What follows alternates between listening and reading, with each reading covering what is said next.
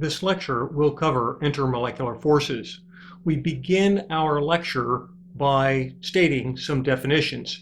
Now, I will say that these definitions are not necessarily exact. In other words, if you went to the International Union of Pure Applied Chemistry and looked at the definitions, they would not match exactly what it is that I am providing. But the definitions I'm providing will help with our learning of the material. Our first definition is that of intramolecular force.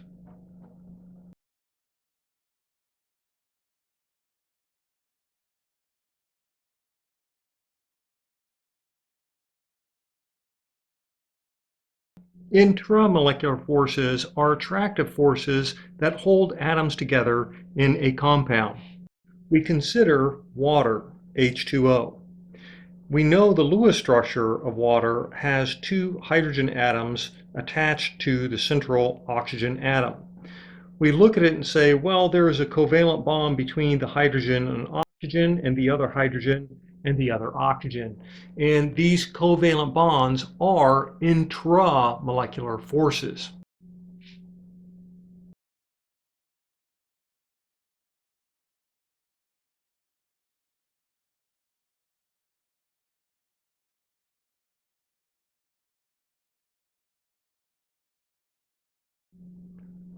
Intermolecular forces are forces that hold molecules to molecules.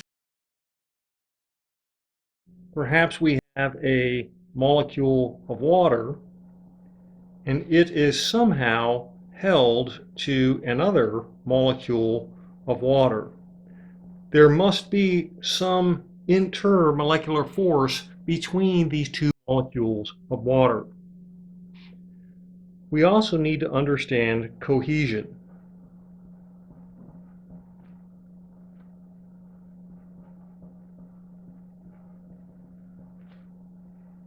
Cohesive forces are attractive forces between two or more molecules of the same species.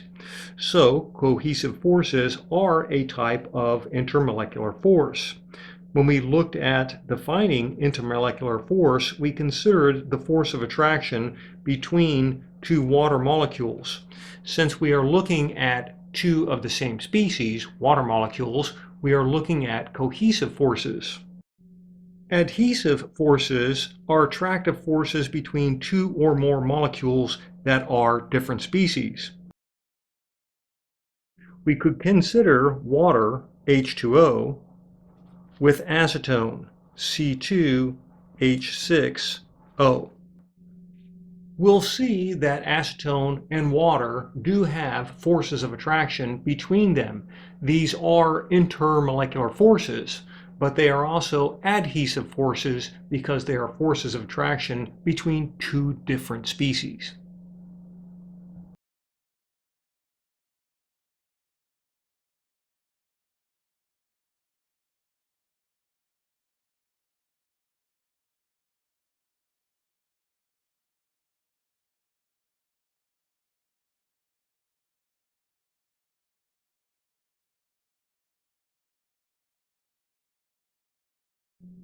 Van der Waals forces are attractive forces between neutral molecules or atoms. These forces could be cohesive or adhesive forces. In other words, we could have a van der Waals force between two molecules that are the same species, or we could have a van der Waals force between a molecule of one species and a molecule of a different species.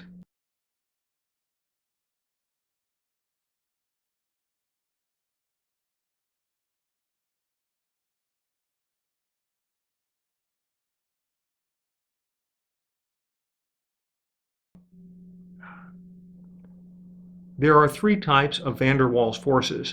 Dispersion forces, these are caused by movement of the electrons to be specific. The movement of the electrons causes an induced dipole. This kind of force is a very weak force. Next, stronger in force is a dipole-dipole attraction or a dipole-dipole force. So if we have two molecules and each molecule has a dipole, there can be a dipole-dipole attraction between these two molecules. And the strongest van der Waals force is hydrogen bonding. And we will start off our discussion of van der Waals forces by looking at hydrogen bonding. I must state before we begin our discussion on hydrogen bonding that if your skills on Lewis structures need development, it's worthwhile to pay close attention to how to make the Lewis structures and how to ascertain whether or not that Lewis structure or components of that Lewis structure have a dipole. Let's consider a single water molecule, H2O. We'll draw the oxygen atom and we'll place the 6 valence electrons for the oxygen atom in 4 even regions around the atom. We place a hydrogen atom with its valence electron and another hydrogen atom with its valence electron, and we make bonds. We remember that Vesper tells us that these lone pair of electrons and these bonding pair of electrons form a tetrahedral electron geometry. And so a water molecule is drawn in a bent fashion.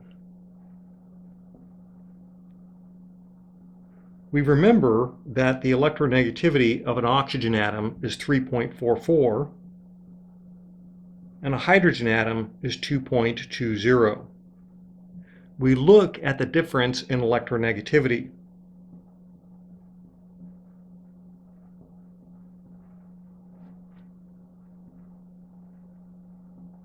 We see that the difference in electronegativity is 1.24. We remember if the difference in electronegativity is less than 0.4, then the bond is covalent. If the difference in electronegativity is greater than 0.4 and less than 1.8, then the bond is polar covalent. And of course, if the difference in electronegativity is greater than 1.8, then the bond is ionic. In this case, we look at the hydrogen-oxygen bond and we realize that this bond is a polar covalent bond. We can then say that there must be a dipole between this hydrogen and that oxygen. And we can, of course, indicate that dipole by drawing the dipole symbol on that bond. And we can follow suit with the other hydrogen-oxygen bond. We remember we can do vector addition of these dipoles. We can call this dipole 1 and that dipole 2. We can draw an XY axis. We can place the first dipole on the XY axis, and we can add the second dipole by placing the base of dipole 2 on the head of dipole 1, and we see that there is a net vector. We draw this net vector directly over the molecule. We can then say that there are some unique properties as far as the dipoles for a water molecule. There are 2 dipoles, one between the first hydrogen and the oxygen, and one between the second hydrogen and the oxygen, and there is a net dipole. We remember our 3 fundamental properties of charge. For every positive charge in the universe, there's a negative charge, and vice versa, which of course means that for every proton in the universe, there's an electron. We also remember that like charges repel. So negative charges repel negative charges, positive charges repel positive charges. We also remember that opposite charges attract. So a positive charge is attracted to a negative charge. We are looking at the force of attraction between 2 molecules of water. We know that a molecule of water has 2 individual dipoles and a net dipole. let's redraw a water molecule, and we'll draw it in this fashion. We still draw a bent geometry. We'll place another water molecule on the paper, and we will also indicate its bent geometry. But we remember that this hydrogen atom has a partial positive charge because it is attached to the more electronegative oxygen. And we remember that this oxygen atom has a partial negative charge. This hydrogen atom has a partial positive charge, and of course this oxygen atom has a partial negative charge. And we remember that opposite charges attract. So we indicate that there is a force of attraction between this oxygen and this hydrogen by drawing a dotted or dashed line, and this indicates there is a hydrogen bond between this oxygen and this hydrogen. But as we look at it, we also see that there is a hydrogen bond between this hydrogen and that oxygen. So we can see that between two molecules of water, there are two hydrogen bonds. Hydrogen bonding is the strongest of the three van der Waals forces. So we look at these two water molecules and say, well, each water molecule has two hydrogen bonds with the other water molecule. So there is a very strong force of attraction between two molecules of water. Let's consider the intermolecular interactions, or the intermolecular attractions, or the intermolecular forces that we could have between a molecule of ethanol and a molecule of water.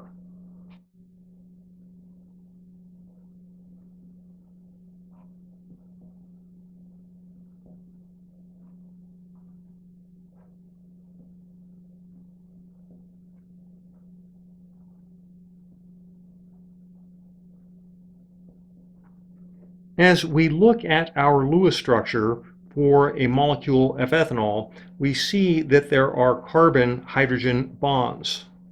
A carbon atom has an electronegativity of 2.55, and a hydrogen atom has an electronegativity of 2.20, meaning that the difference in electronegativity is 0.35.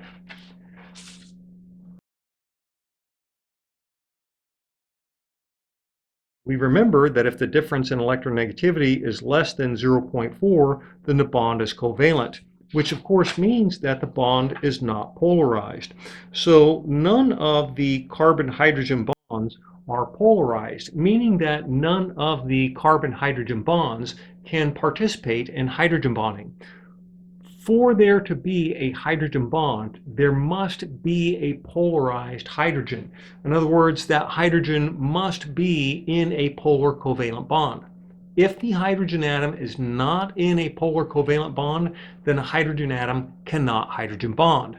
In general, when we see carbon-hydrogen bonds, these bonds are nonpolar, and hydrogens that are attached to carbon in general do not participate in hydrogen bonding. We do have another hydrogen atom, and that is the hydrogen atom that is attached to the oxygen. We remember that oxygen is 3.44, hydrogen is 2.20, and the difference in electronegativity is 1.24, which of course is a polar covalent bond. So we would look at this hydrogen and say, well, this hydrogen atom has a partial positive charge. We would look at the oxygen atom and say that the oxygen atom then has a partial negative charge. We could then say, well, let's go ahead and draw a Lewis structure for a water molecule and ask, well, do we then have hydrogen bonding between a molecule of ethanol and a molecule of water? And the answer is clearly yes. We see that we have a polarized hydrogen and an oxygen with a partial negative charge, so we indicate a hydrogen bond between the polarized hydrogen and the oxygen. But ethanol also has a polarized hydrogen, and we will draw a hydrogen bond between the hydrogen on the ethanol and the oxygen atom on the water. Now, as we look at this, we should say, well, what do we get from knowing about this hydrogen bond? Well, I'm not proposing that everybody go out and consume spirits, but I will say almost everybody has seen some sort of alcoholic drink, whether we've seen beer or wine or some spirit. We understand that, well, a drink in this case, it's going to be water, and then there's going to be alcohol, ethanol in specific, that is then dissolved into the water. And as we look at something like a drink, a mixed drink, or some beer, we don't look and say, oh, well, there's the layer of the ethanol and there's the layer of the water. We look and say, well, the drink, the mixed drink, or the spirit is uniform throughout. We can't see where the alcohol is at and the water is at. The two substances, alcohol, ethanol, and water, mix perfectly. The term is miscible. In this case, we can say, well, why are they miscible? They're miscible because there is a hydrogen bond between the ethanol and the water. So there is a very strong force of attraction between a molecule of water and a molecule of ethanol. Let's consider acetone.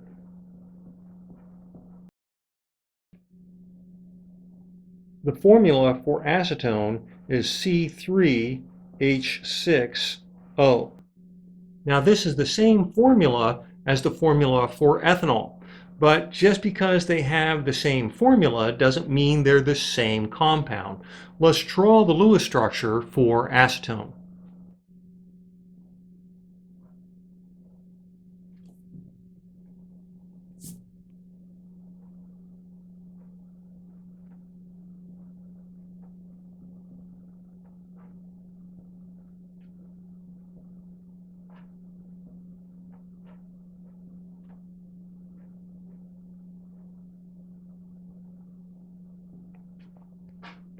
We see that we have 6 carbon-hydrogen bonds. And as we saw with ethanol, we realize that these hydrogen atoms are not polarized. Because the hydrogen atoms are not polarized, they will not participate in hydrogen bonding. But let's ask ourselves the question, are we going to see acetone dissolve in water? Let's go ahead and go to the lab and see if we can answer this question. We see 4 test tubes. The test tube on the left contains acetone, the test tube second from the left contains cyclohexane, and the third and fourth test tubes from the left, both with a funnel, contain water. The acetone is added to the water. The water and the acetone mix thoroughly. We add the cyclohexane to the water, and in this case we see 2 layers are formed.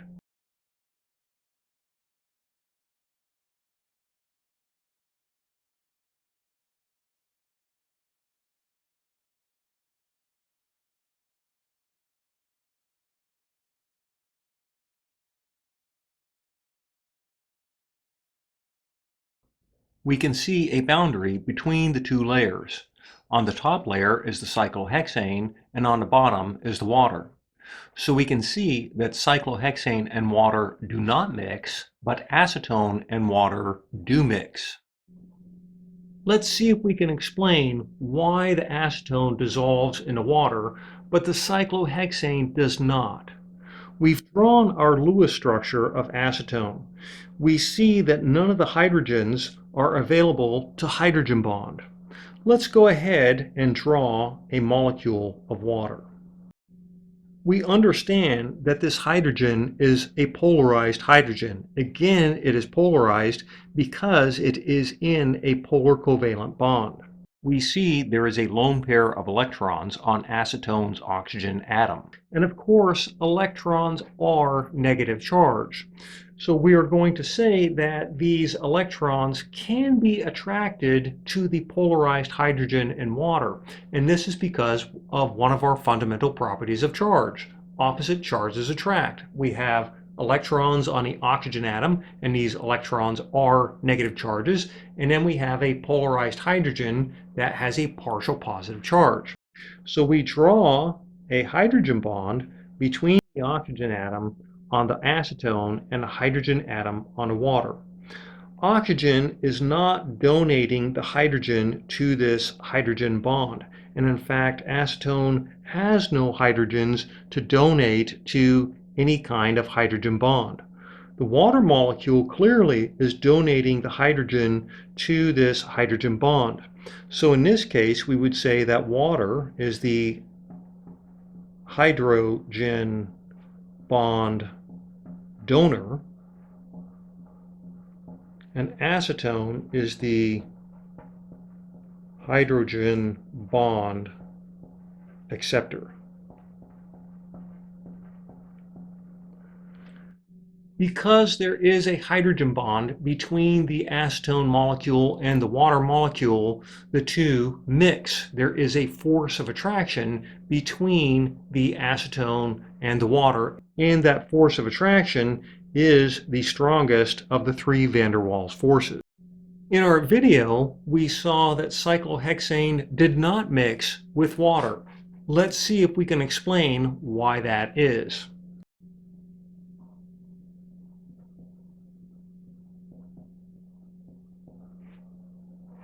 The formula for cyclohexane is C6H12.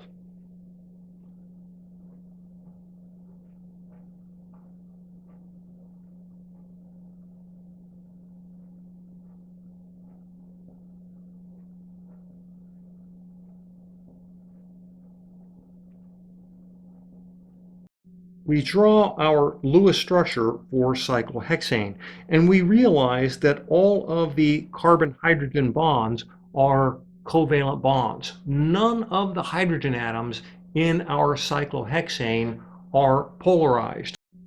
We ask ourselves, well, could there be a hydrogen bond between a molecule of water and a molecule of acetone?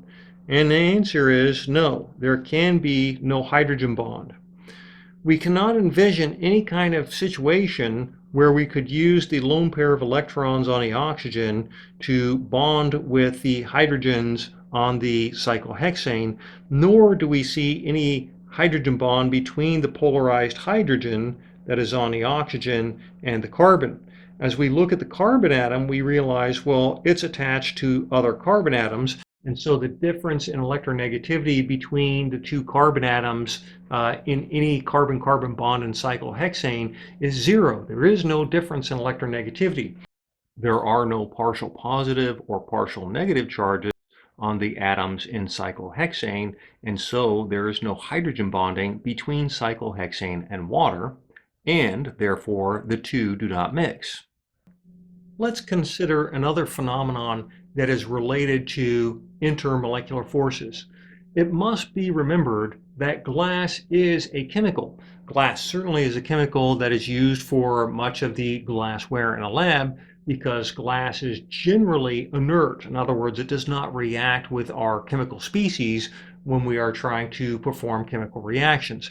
But glass is indeed a chemical, and it does have a structure. Glass is a very polar substance. This is because of its structure. Let's try and draw the Lewis structure kind of for glass. The formula for glass is SiO2, meaning that there are two oxygen atoms for every silicon atom in glass. But glass is an amorphous solid, and it is a system that has many units of silicon and oxygen mixed together. Let's see if we can consider what the surface of the glass may be. Silicon usually has 4 bonds. Oxygen usually has 2 bonds. And we must remember, as I draw this, that our glass is a 3-dimensional object that we are trying to represent on a 2-dimensional surface.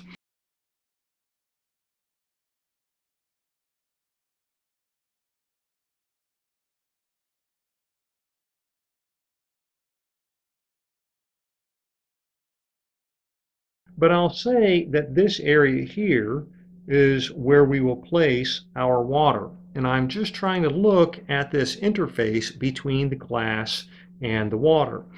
And we could certainly draw a water molecule.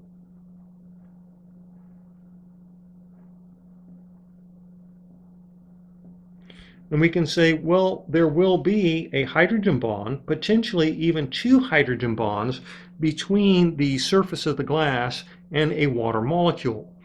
So we can say that there is an intermolecular attraction between water and glass. Specifically, there is a hydrogen bond, and this hydrogen bond generates a force of adhesion.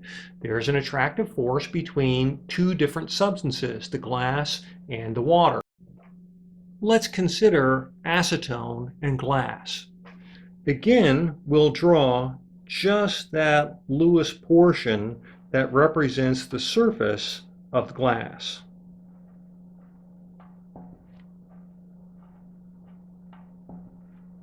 And of course we know that the each silicon will have 4 bonds.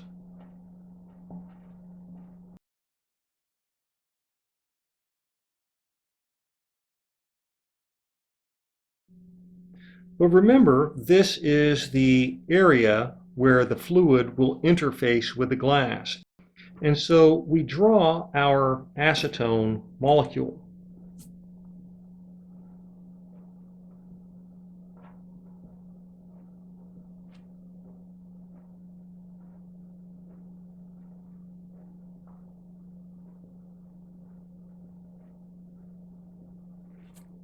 If we orient our acetone molecule in this fashion, we ask ourselves, will there be a hydrogen bond between the hydrogen on the acetone and the oxygen that is part of the glass? And we say, well, this hydrogen is not polarized, and so there will be no force of attraction, at least no hydrogen bond, between this oxygen and that hydrogen. We could envision drawing our acetone molecule in another fashion.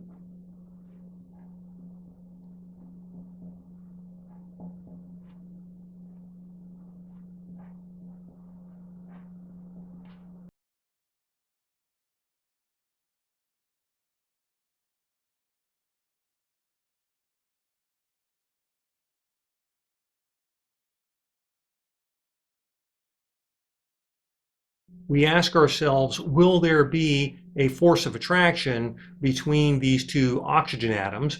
And the answer is clearly no. Each oxygen atom has 2 lone pairs, and the lone pairs, of course, are negative charge. So if anything, there would be a force of repulsion between the oxygen on the acetone and the oxygen atoms on the glass.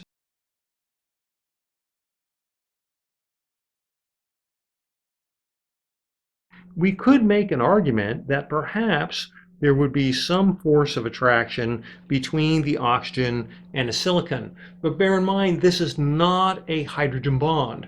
This would just be saying, well, the silicon is kind of partially positively charged because it is attracted to 4 very electronegative oxygen atoms.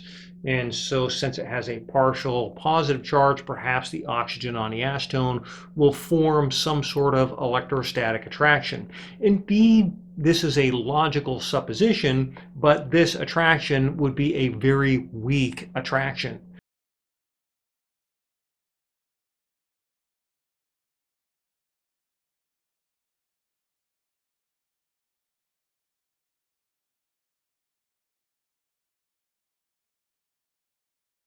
So in this case, we would say there's not going to be much force of attraction between a molecule of acetone and glass. So let's go ahead and look at the capillary action of acetone. We see a small dish with water.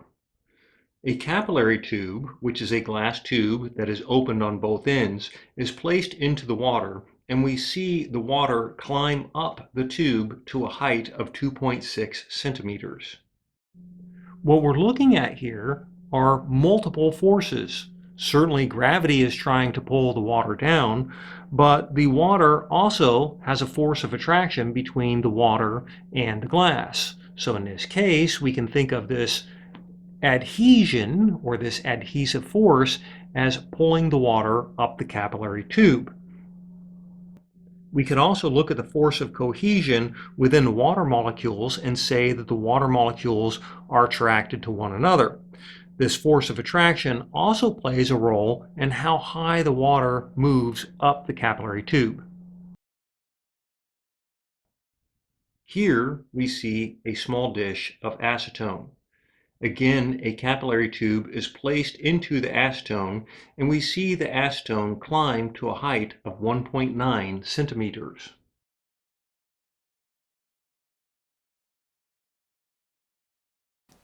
Here we see a dish of cyclohexane. The capillary tube is placed into the cyclohexane, and the cyclohexane rises in the capillary tube to a height of 2.4 centimeters.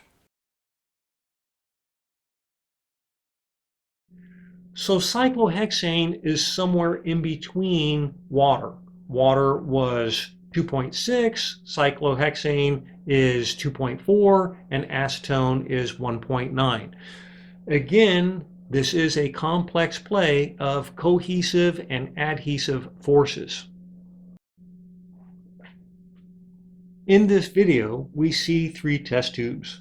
The test tube on the left contains acetone, the test tube in the middle contains cyclohexane, and the test tube on the right contains water.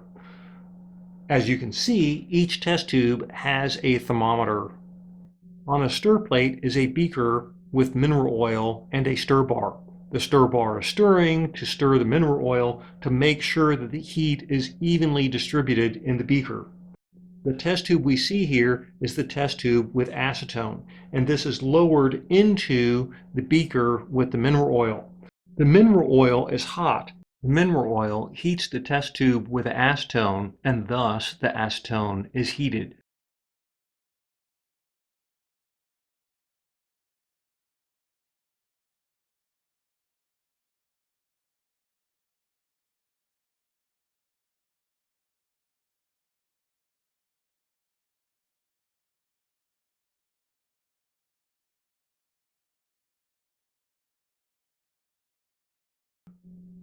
We see the acetone begin to boil.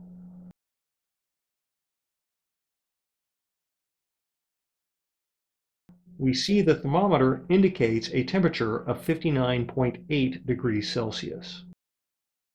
In this case, the test tube contains cyclohexane.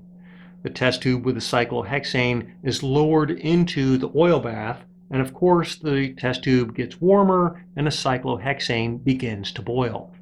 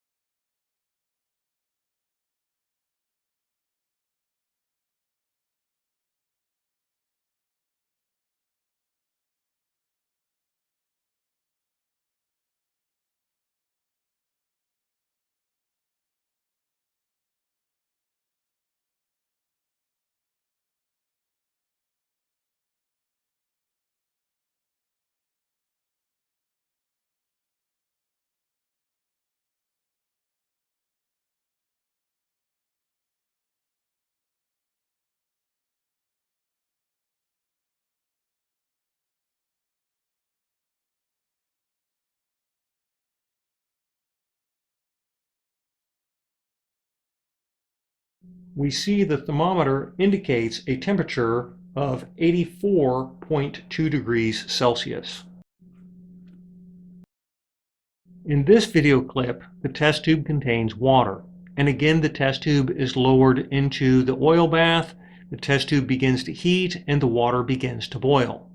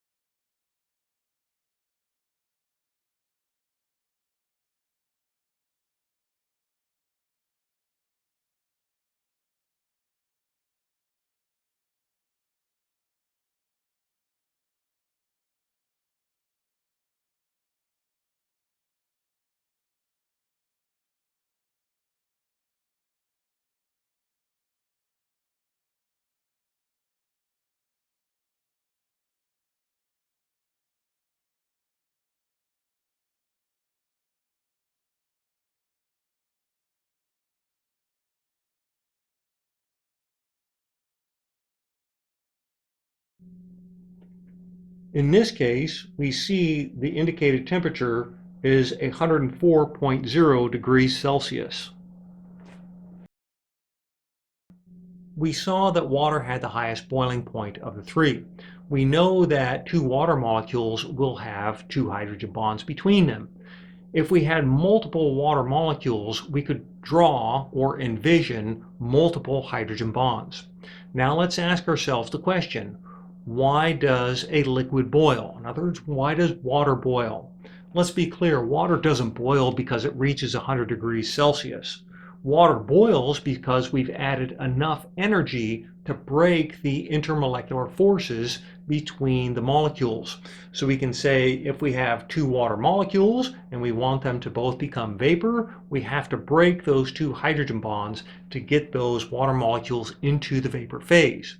So we now know that for any substance, not just water, to boil, we have to break the intermolecular forces. The stronger the intermolecular forces, the higher the boiling point.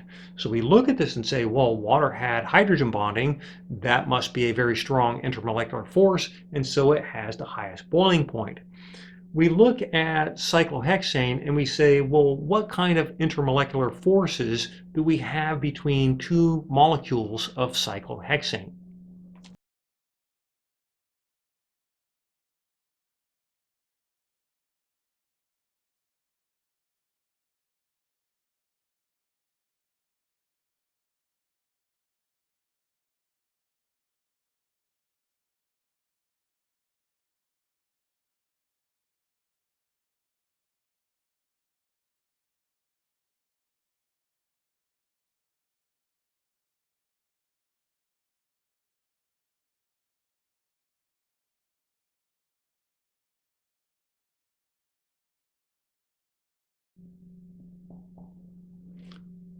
As we look at this, we realize that none of the hydrogens are polarized hydrogens.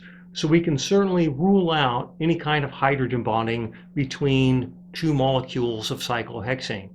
We ask ourselves, is there any kind of dipole in a molecule of cyclohexane? There can be no dipole on any of the carbon atoms in a molecule of cyclohexane, nor can there be any dipole or any polarity to any hydrogen atom in cyclohexane. But something must be holding these molecules of cyclohexane together. We can think of movement and we can say, well, okay, could the electrons perhaps move as they're around an atom? And the answer to this is yes. Now, we would not expect the electrons to move very far. In our previous studies, we saw that electrons generally have to stay between two covalently bonded atoms. So if I have a hydrogen atom here and a carbon atom here, we know that the two electrons must in general reside between these two atoms. Why? Well, the electrons certainly have a role, and that role is to help mitigate nucleus-nucleus repulsion. The hydrogen atom has a positively charged nucleus and a carbon atom has a positively charged nucleus, and if we try and bring these two nuclei together, they're going to repel. So we know that the electrons must stay in between to help mitigate this repulsion. We can also say that this hydrogen atom's nucleus is attracted to its electron, but it's also attracted to the valence electron for carbon. And we can say, well, this carbon nucleus is attracted to its valence electron and hydrogen's valence electron. So for those two reasons, we can say in general the electrons between the bonding atoms must remain where they're at. But there are also core electrons. And we can envision a situation, perhaps, where the electrons that surround this carbon atom might move more towards this side. In other words, we might find that the electrons, for a very, very brief period of time, shift from one side of the atom to the other. It doesn't mean that that atom is completely letting go of its electrons. It's just saying that for some reason, for some moment in time, here's our nucleus, and the electrons that we can think of as being a sphere move towards one side of the sphere, and the other side of the sphere doesn't have as many electrons. Well, in this case, we can envision that over here, we would then say perhaps there's some partial positive charge that is developing. Well, if there's partial positive charge that's developing here, we might envision the electrons from the other cyclohexane as coming in and being attracted to that region around that carbon atom. Now, is this going to be a very strong force of attraction? No. In fact, this is the weakest of our three van der Waals forces. We're calling this a induced dipole. Something happens. It could be another molecule moving towards the cyclohexane, and this movement causes the electrons to shift, but there is an induced dipole on one of these cyclohexane molecules. This creates a very weak attraction at that location. But bear in mind, each cyclohexane molecule has 6 carbon atoms. What if each one of these weak van der Waals induced dipole forces adds up? In other words, we have an induced dipole on this carbon atom, and then we get some attraction, but then maybe we also have one on the other atom, and then so we get some partial positive charge developing around this carbon atom, and then we have more attraction, and then we get a force of attraction on all of the carbon atoms in cyclohexane because of these induced dipoles. In this case, we can see clearly that that creates a strong force of attraction between the molecules of the cyclohexane. Why do I say we can see that? Because it has a relatively high boiling point. Last in our boiling points was acetone. Let's look at what would be the force of attraction between two molecules of acetone.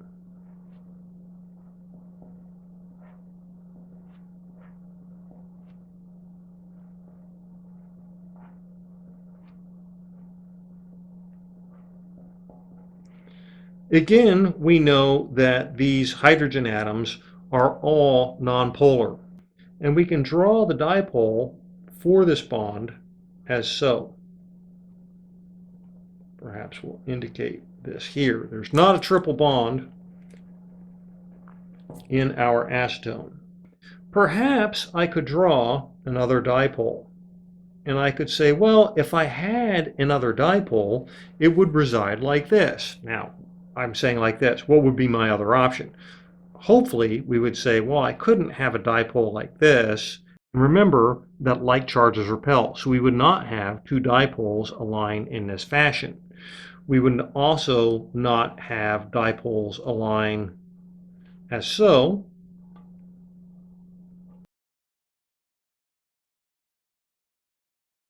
We would say, well, in this case, this makes sense because this is the negative and this is the positive. So if I had two dipoles, that is how they would align.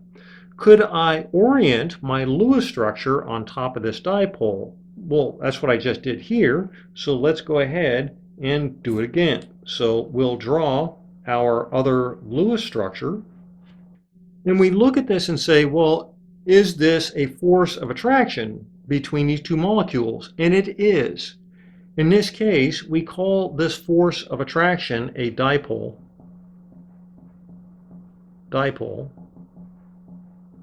attraction. Some would say it's called a dipole-dipole bond. We can certainly think of it as a dipole-dipole force of attraction between these two molecules. A dipole-dipole attraction is not necessarily a weak force of attraction. When we look at acetone, we saw that it actually had a reasonably high boiling point. So in this case, we shall say that indeed dipole-dipole forces are reasonably strong forces. Let's go back for a minute and look at the water molecule.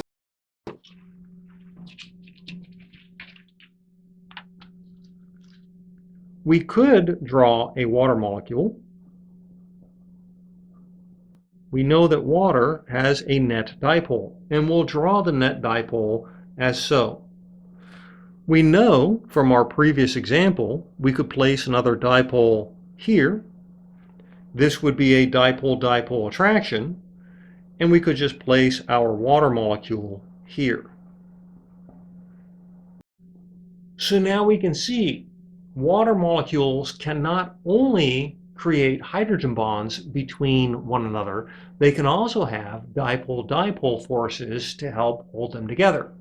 So when we boil water, we have to remember we're not just breaking those hydrogen bonds, we're also breaking the dipole-dipole forces between the molecules of water. I go back to, why does water boil? Water boils because we break all of the intermolecular forces between the molecules of water. This holds true with any liquid. Why does any liquid boil? Because we break the intermolecular forces between the molecules in that liquid. Let's look at acetone and water. We saw that acetone had a dipole.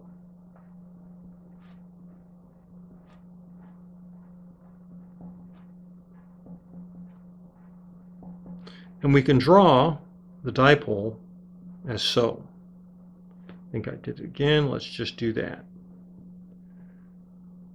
Well, again, we could say if I wanted to have a dipole-dipole force, I would draw the other dipole and indicate positive to negative.